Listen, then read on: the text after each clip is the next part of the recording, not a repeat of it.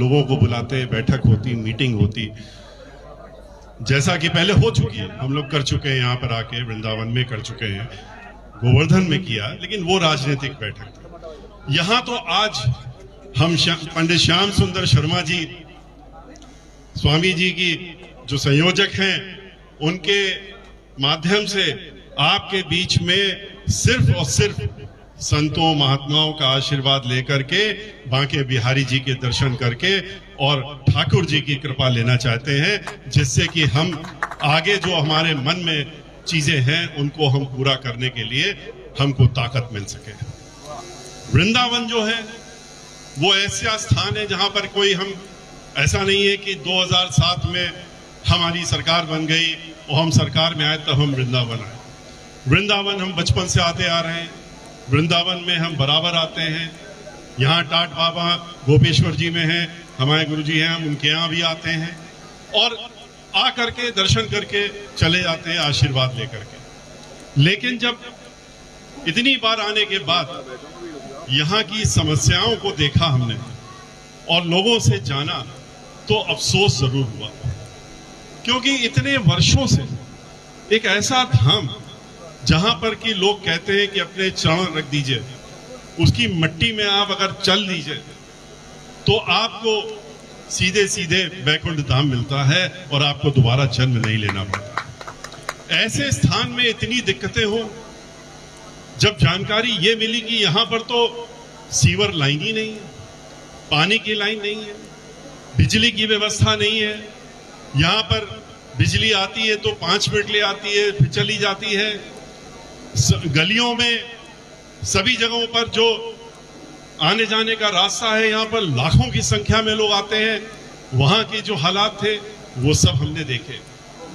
हम पंडित श्याम सुंदर शर्मा जी को इसलिए नहीं कि इनका नाम श्याम भी है और सुंदर भी है, तो इनका तो नाम ही ऐसा है कि मथुरा के नाम से तो इनको जाने ही जाएगा, जोड़ा ही जाएगा। जब भी मथुरा का नाम लिया जाएगा तो श्याम का नाम लिया जाएगा, तो श्याम सुंदर शर्मा को नाम भी लिया ही जाएगा। और ऐसे में इनके साथ भी मिल करके जो जानकारियां यहाँ के लिए मिली, तो उसमें हमको ये लगा कि अब अगर हमको ईश्वर ने, हमको प्रभु ने इतनी ताकत दी है, शक्ति दी और हमको इस कार्य में लेकर के आए हैं, तो कोई ना कोई तो प्रयोजन या योजना होगी उनके मन में। खाली ये तो नहीं होगा कि हम बैठ करके उस सत्ता का कोई सुख भोगने का काम करें। अगर ऐसा था तो हमको आने की जरूरत ही नहीं थी राजनीति में। हमें राजनीति में आने की क्या जरूरत है? हमारे यहाँ तो सभी लोग वकालत के पेशे में, हम भी सीनियर एडवोकेट 45 वर्षों से, हमारे पिताजी मुख्य न्यायाधीश गवर्नर रहे, हमारे सगे चचा न्यायाधीश रहे, हमारे सगे बड़े भाई न्यायाधीश रहे, हम भी महाधिवक्ता रहे और चेयरमैन बार काउंसिल रहे, वरिष्ठ अधिवक्ता रहे, लाखों की रोज की आमदनी थी। हमको क्या जरूरत थी राजनीति में आने की? लेकिन राजनीति में जब आ ही गए और राजनीति में लाने का काम, राजनीति में हमारा कोई आने का काम नहीं था, राजनीति में लाने का काम जरूर हमको हमारी पार्टी की मुखिया जो बहन मायावती जी उन्होंने किया। तो जब वो लेकर के आई राजनीति में हमको, तो उसी समय हमारी उनसे जब वार्ता हुई तो हमने कहा कि कुछ काम ऐसे हैं जो कि मैं समझता हूं व्यक्तिगत है। उन्होंने कहा जो भी आपके व्यक्तिगत काम हो वो जरूर कर लीजिएगा। तो वृंदावन में जब हमने ये स्थितियां देखी तो हमने उनके सामने रखा। हमने यहाँ पहले आए, यहाँ 2-3 बार आए, आ करके यहाँ के लोगों से सबसे भेंट की, मिले, बैठकें करी, जानने की कोशिश करी कि यहाँ क्या क्या कमियां हैं।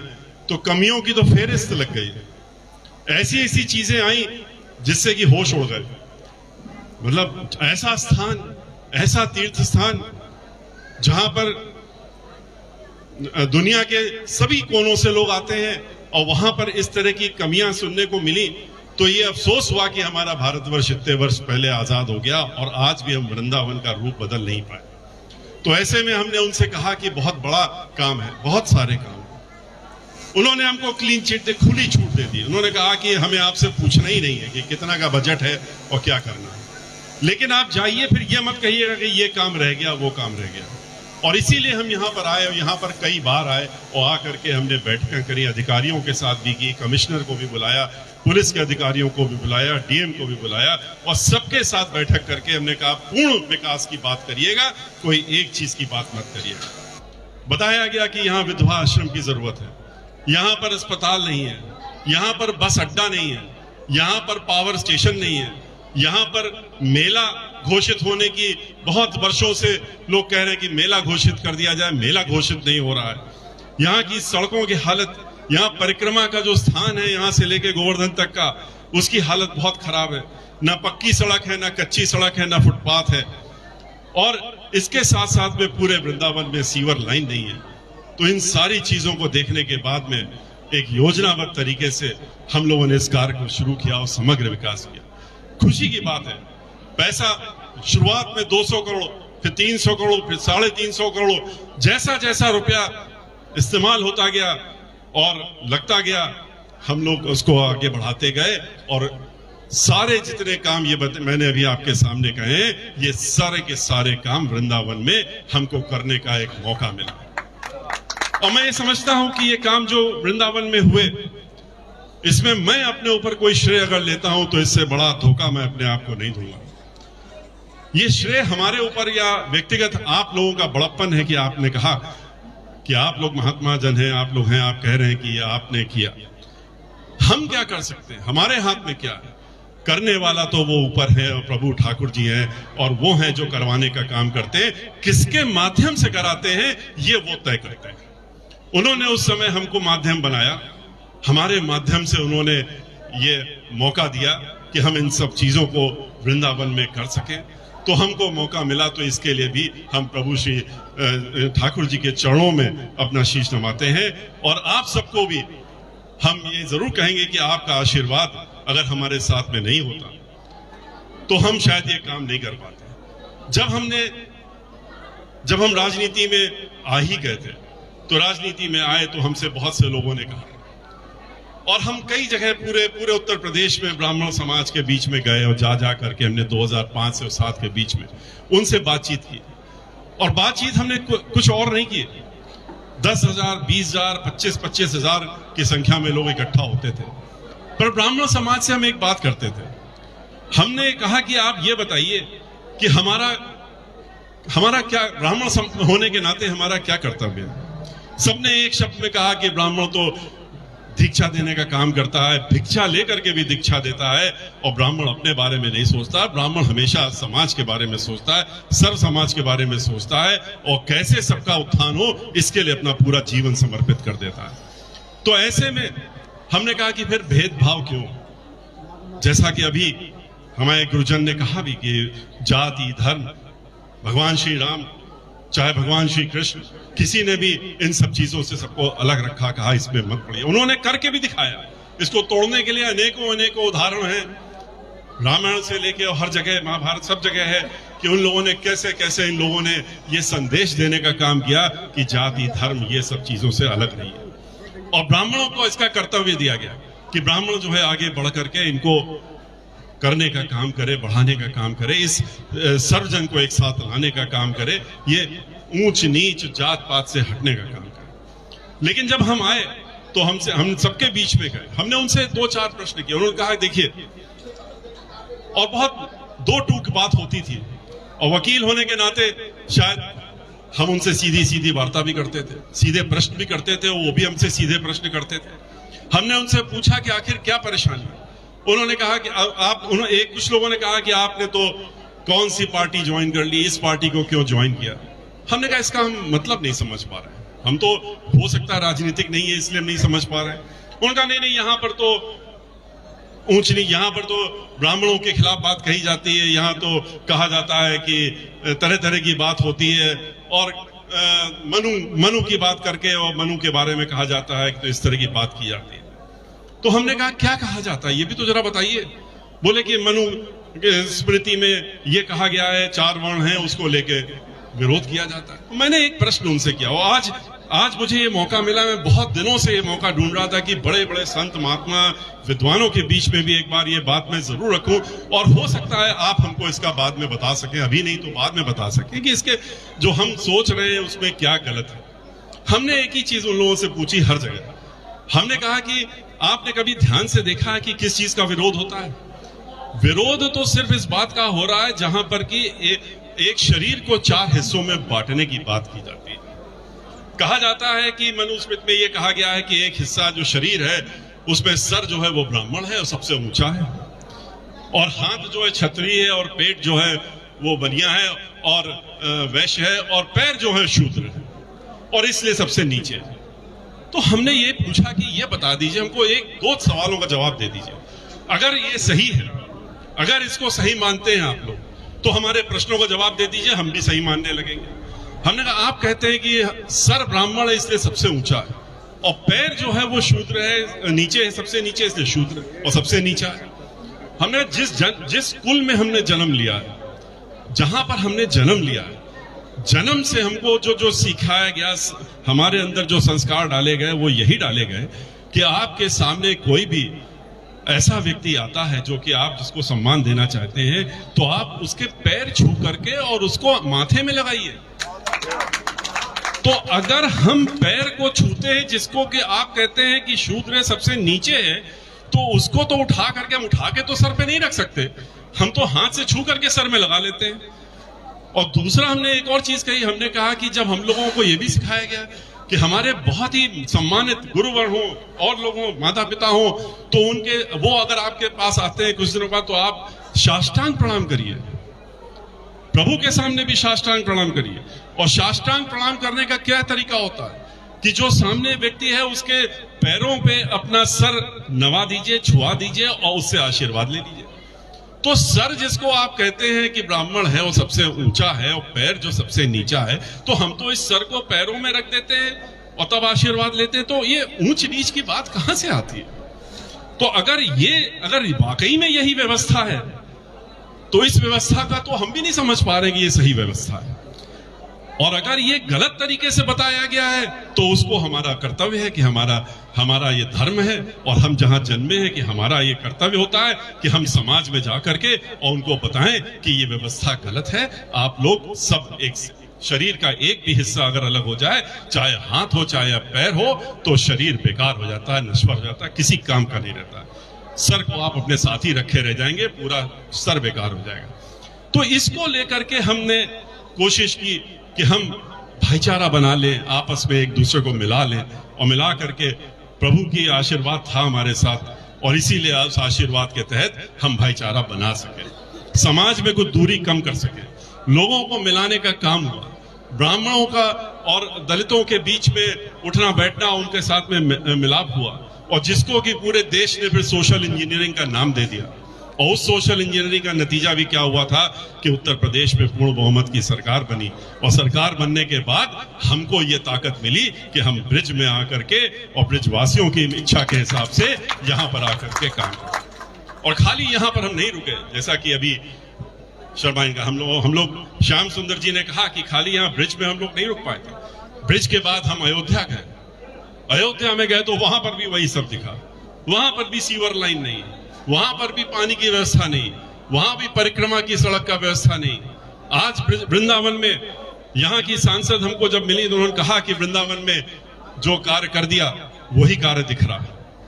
और चाहे वो परिक्रमा का कार्य हो, परिक्रमा का कार्य करने में जब खुली छूट मिल जाती है राजा से या जो शासक है, तो कभी कभी हम लोग आगे भी बढ़ जाते हैं। हमने भी वही काम किया था, पर परिक्रमा का जब स्थान बनने लगा था तो हमने कहा था खाली सड़क ठीक कर देने से परिक्रमा नहीं हो जाएगी, सड़क के बाद फुटपाथ होनी चाहिए। फिर हमसे यहाँ के ब्रिजवासियों का, अगर फुटपाथ के बाद आपने यहाँ की धरती मट्टी को नहीं रखा जिसमें कि लोग पैदल चलते हैं तो बेकार है, तो हमने उसको भी बनाने का काम किया। उसके बाद यहाँ से लेके 29 किलोमीटर बुढ़े, बुजुर्ग, औरतें, महिलाएं, इन सबको हमने जाते हुए देखा, पैदल चलते हुए देखा। उनके लिए हमने व्यवस्था करी कि जगह जगह पर उनके बैठने का इंतजाम हो, पानी पीने का इंतजाम हो, तब तो आप समग्र विकास कर सकते हैं। आप उस तरीके से सोच सकते हैं जिस तरह से आपकी मंशा है कि हम यहाँ पर जो काम कर रहे हैं किसके लिए कर रहे हैं, जिनके लिए कर रहे हैं उनको अगर हम ध्यान में रख के करेंगे तभी उस कार्य को हम कर सकते हैं। तो उसी तरीके से यहाँ करने के बाद हम लोग अयोध्या गए। अयोध्या में हमने वहां की परिक्रमा का स्थान किया, सरयू नदी का घाट ठीक किया, वहां पर हमने जो सीवर ट्रीटमेंट प्लांट बनाया, सीवर पूरे अयोध्या में लगवाने का काम किया। वहां से वाराणसी गए, वाराणसी में जितने 80 घाट हैं उन सबको एक तरफ से ठीक कराने का काम किया। सीवेज ट्रीटमेंट 150 करोड़ का बनाने का काम किया। वहां पर भी जितनी भी चीजें हो सकती थी कर सकते थे। फिर अयोध्या के बाद ये लगा कि जहां राम की नगरी में तो हो गया, लेकिन सीता को क्यों भूल जाते हैं? सीता को नहीं भूल सकते। वो बात दूसरी कि आजकल खाली राम का नाम ले रहे हैं कुछ लोग। हम कहते हैं कि खाली राम का नाम क्यों लेते हो, सीता राम क्यों नहीं कहते हो? हम राधे कृष्ण कहते हैं, सीता राम क्यों नहीं कहते हैं? लेकिन कुछ हैं जो लोग खाली राम का नाम लेते हैं और राम को अकेला कर देते हैं। सीता से अलग करते ही राम अकेले हो जाते हैं। लेकिन हम तो फिर बिठूर गए। बिठूर में जहां सीता मां रही थी वहां जाकर के, वाल्मीकि आश्रम में जाकर के जहां लव कुश रहे वहां पर जाकर के हमने समग्र विकास किया। 150 करोड़ रुपए वहां खर्च करके उसका भी समग्र विकास करने का। आज हमें आपके बीच में आने का मौका मिला। मैं अपने को धन्य मानता हूं कि आज आपके बीच में आकर के और हमको आप सबका इतने बड़े गुरुगण, हम आपके आगे तुच्छ मान, हम कुछ नहीं आपके आगे हैं। आप लोग जो हैं, आप रोजाना यहाँ पर लोगों को आप प्रवचन भी करते हैं, लोगों को बताते हैं, आप लोगों का अगला जीवन सुधारने का काम भी करते हैं। हम लोग तो इस जीवन में भटके रहते हैं, फिर आप लोगों के बीच में जब आते हैं तो आप लोग थोड़ा सा सही रास्ता हम लोगों को दिखा देते हैं और हम लोग फिर आगे बढ़ने लगते हैं। आपका आशीर्वाद अगर रहेगा, आपका आशीर्वाद हमारे साथ रहेगा और मुझे फिर से ताकत मिलेगी और प्रभु का आशीर्वाद रहा, ठाकुर जी का आशीर्वाद रहा, राधे कृष्ण का आशीर्वाद रहा, भगवान श्री राम का आशीर्वाद रहा, तो मैं आपसे कह सकता हूं। और आपने जो बहुत थोड़ी सी चीजें कही, आपने कहा कि एक साधुओं का, संतों का एक वो बन जाना चाहिए, आयोग बन जाना चाहिए और ये हो जाना चाहिए। ये सब तो बहुत ही ऐसी चीजें हैं जिसमें कि कोई आगे दिक्कत होनी ही नहीं चाहिए। लेकिन इसके आगे भी बहुत सी चीजें हैं, बहुत सी चीजें हैं। मंदिरों की सुरक्षा, मंदिरों की देखरेख, जो हमारे पूजा पाठी लोग हैं, जो हमारे मंदिरों में पूजा करते हैं जाके, जो घरों में पूजा करते हैं जाके, जो हमारे वेद पाठी हैं, जो हमारे वेद पढ़ाने काम करते हैं, जो सनातन धर्म को जिंदा रखे हुए हैं और उसमें जो धीरे धीरे कुठाराघात हो रहा है, उसको भी सबको रोकने का काम हम लोगों की जिम्मेदारी होगी और करने का काम करेंगे। आज उत्तर प्रदेश में जब हम लोग थे 2007 से 12 के बीच में, तो 350 संस्कृत विद्यालय, जो प्राइवेट संस्कृत विद्यालय थे, उनको अनुदान देकर के उनको चलवाने का काम किया था। आज तो जो सरकारी संस्कृत विद्यालय हैं, 1500 संस्कृत विद्यालयों में से घट करके और 700 रह गए। 500 जो महाविद्यालय थे उसमें से घट करके 200-250 रह गए। और कारण क्या है? हमसे उन लोगों ने मिल करके बताया। हमने ऐसा क्यों, आप क्यों बंद कर रहे हैं? बोले हम नहीं बंद कर रहे हैं, हम लोगों को अनुदान देना बंद हो गया, पैसा देना बंद हो गया, इसलिए संस्कृत विद्यालय बंद हो रहे हैं एक एक करके। अगर संस्कृत विद्यालय बंद हो जाएंगे तो कहां पर लोग पाठ करेंगे, कहां बच्चे पढ़ेंगे? जब पूजन पाठ नहीं होगा तो ये सनातन धर्म जिसकी बात हम लोग करते हैं, जिसको हम लोग बचाने के लिए संकल्प लेते रहते हैं, ये सनातन धर्म कहां रह जाएगा?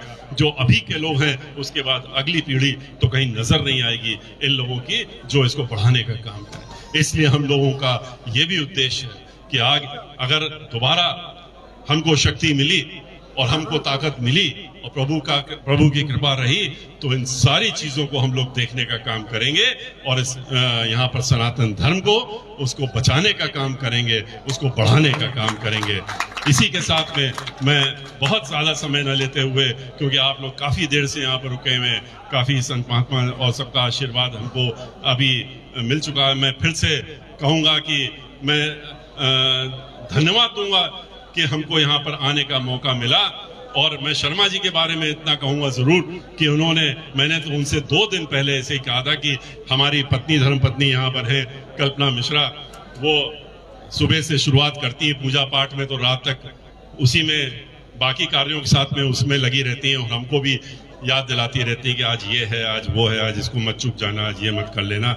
घर से निकलना है तो ऐसे निकलना है, इतने बजे निकलना है, नहीं तो नहीं निकलना है। लेकिन फिर भी हम लोगों को निकलना मजबूरी होती है, कोर्ट कचहरी वाले लोग हैं हम लोग, तो निकल ही जाते हैं, प्रभु का नाम लेते हैं, निकल जाते हैं। लेकिन इन सब चीजों के बावजूद भी आज हमको यहाँ पर आने का मौका मिला, हम दोनों लोगों को यहाँ आने का मौका मिला, आप लोगों का आशीर्वाद लेने का मौका मिला। इसके लिए मैं ये कहूंगा कि मैंने तो सिर्फ 2 दिन पूर्व, 3 दिन भी नहीं हुए, मैंने शर्मा जी से अनुरोध किया था कि कार्तिक पूर्णिमा के पर्व में जहां पर कि विष्णु की कृपा रहती है, अगर उनकी पूजा आरती करने का मौका मिल जाए तो इससे बड़ा आशीर्वाद नहीं मिल सकता। आज वो भी आरती का भी मौका मिलेगा, दीपक जलाने का भी मौका मिलेगा। आज गुरु नानक जी का भी पर्व है और ऐसे सुंदर पर्व में हमको यहाँ आकर के अगर मौका मिल जाता है तो आप बताइए। तो इन्होंने 2 मिनट भी नहीं लिए, इन्होंने ये नहीं कहा कि अच्छा हम बताएंगे आपको, इन्होंने कहा कि आप अपना कार्यक्रम बनाइए और बाकी आप हमारे ऊपर छोड़िए। और मैं देख रहा हूं कि इन्होंने जिस तरह से कार्यक्रम कराया है, मैं इसलिए इनका बहुत ही कोटि कोटि धन्यवाद देता हूं, शर्मा जी को खास तौर से इस बात के लिए। और मैं इसी के साथ में ज्यादा कुछ न कहते हुए फिर से आप सभी संत महात्माओं को दिल से और प्रणाम करते हुए अपना सिर आपके सामने झुकाते हुए और आपसे मैं विदा लूंगा। राधे राधे, जय राधे कृष्ण। बहुत बहुत धन्यवाद आदरणीय मिश्रा जी। और आज हमें मालूम पड़ी कि आपके अभ्युदय के पीछे कल्पना मिश्रा जी की पूजा का फल चल रहे हुए। और रही बात श्याम जी की, तो श्याम भैया जी के संबंध में तो आदरणीय मिश्रा जी एक बात कह दे, द्वापर तेई या नाम को आप लगे 2 दिन पहले या को गिरिराज उठाए की आदत ऐसी पड़ी भई है कि ब्रजवासी की लकड़ियां लगे और या की उंगरिया लगे तो गिरिराज उठे। ये हमारे श्री श्याम जी की विशेषता है। और अब यहाँ पे जितने भी संत महापुरुष विराजमान हैं, आदरणीय मिश्रा जी के मन में ये विचार हो कि मैं वृंदावन में जाए के संत महात्मा विद्वान जो ब्रज के महाभाग हैं उनको मैं सम्मान करूं, तो आप 100 बढ़ाए के सम्मान करेंगे आदरणीय श्री सतीश चंद्र जी मिश्रा, श्री बाल योगीश्वरानंद जी महाराज के लिए। महाराज घूम जाओ। ये इनने जो आयोग की बात करी ना, सबन को योग करवे वाले यही है, जब तक योग नहीं हो तब तक आयोग कहते हुए वो।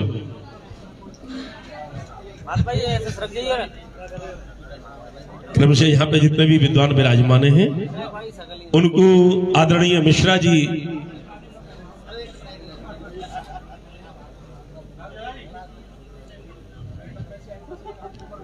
महंत जी, महाराज जी भी एक बार ऊपर बुला ले तो अच्छे रहेगा। ये सब पत्रकार लोग देख रहे तो उधर पीछे जाएंगे, आ जाए। श्री राधा प्रसाद देव जी महाराज, श्री हरदास पीठाधीश्वर, कृपया आगे आ जाए तो अच्छा रहेगा। कृपया रास्ता दे दे। मोहिनी बिहारी शरण जी उनको लेके आ, मैं कृपया। ऐसे घूम जाओ। अरे ऐसे ऐसे महाराज महाराज।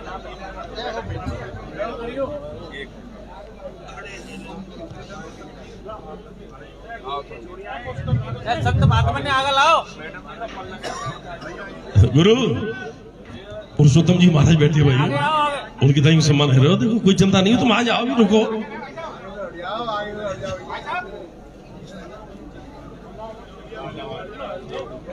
श्री अशोक व्यास जी रामायणी, हरी रावत जी,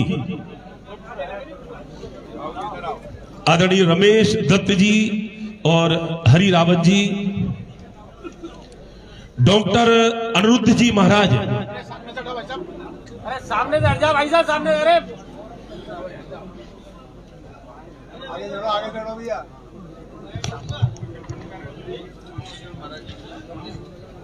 श्री महिमा जी स्टेज पे आ जाएं। टूंडला से आई हैं महंत जो हमारी महिमा जी हैं। सामने बैठो, सामने से। आप आचार्य बद्रीश जी, आचार्य बद्रीश जी आप जल्दी से आइए। हाँ बद्रीश जी, हाँ सम्मान करवाओ। महाराज जी ने सामने से हटो, सामने। श्री कृष्ण मुरारी जी शास्त्री नंदगाम वाले, जय हो। श्री बिहारी लाल जी शास्त्री जी महाराज, अध्यक्ष सारस्वत सभा, महंत श्री राघवेंद्र दास जी महाराज, और हमारे जो विद्वान इधर बैठे हुए हैं वो भी कृपया उधर पहुंच जाएं। राम मंदिर वाले